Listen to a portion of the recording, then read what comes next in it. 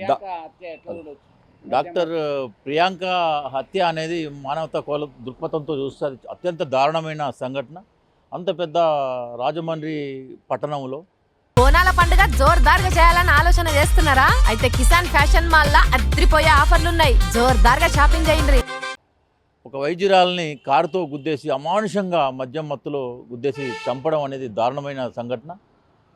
జరిగి సంఘటన 3 రోజులు అయినప్పటికీ నిందితుల్ని అరెస్ట్ చేయకుండా పోలీస్ శాఖ కూడా ఏం చేస్తుందనేది అర్థం కాదు. రాష్ట్ర ప్రభుత్వం ఏం చేస్తుందనేది కూడా అర్థం కాదు.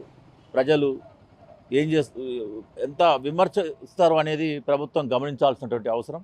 ఒక మద్యం మత్తులో దుర్మార్గులు, రాక్షసులు అట్లా ఒక వైద్యురాలని గుద్ది చంపేయడం అనేది అత్యంత దారుణమైనటువంటి సంఘటన మనం చూడొచ్చు.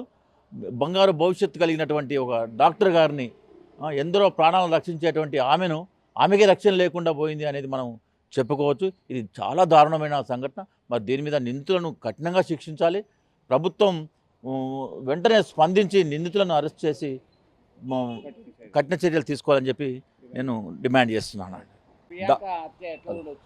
డాక్టర్ ప్రియాంక హత్య అనేది మానవతా కోల దృక్పథంతో చూస్తే అది అత్యంత దారుణమైన సంఘటన. అంత పెద్ద రాజమండ్రి పట్టణంలో ఒక వైద్యురాలని కారుతో గుద్దేసి అమానుషంగా మద్యం మత్తులో గుద్దేసి చంపడం అనేది దారుణమైన సంఘటన. జరిగి సంఘటన 3 రోజులు అయినప్పటికీ నిందితుల్ని అరెస్ట్ చేయకుండా పోలీస్ శాఖ కూడా ఏం చేస్తుందనేది అర్థం కాదు. రాష్ట్ర ప్రభుత్వం ఏం చేస్తుందనేది కూడా అర్థం కాదు. ప్రజలు ఏం చేస్తూ ఎంత విమర్శిస్తారు అనేది ప్రభుత్వం గమనించాల్సినటువంటి అవసరం. ఒక మద్యం మత్తులో దుర్మార్గులు, రాక్షసులు అట్లా ఒక వైద్యురాలని గుద్ది చంపేయడం అనేది అత్యంత దారుణమైనటువంటి సంఘటన మనం చూడొచ్చు.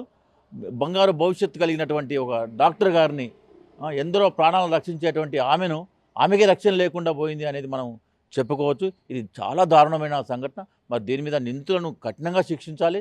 ప్రభుత్వం వెంటనే స్పందించి నిందితులను అరెస్ట్ చేసి కఠిన చర్యలు తీసుకోవాలని చెప్పి నేను డిమాండ్ చేస్తున్నాను.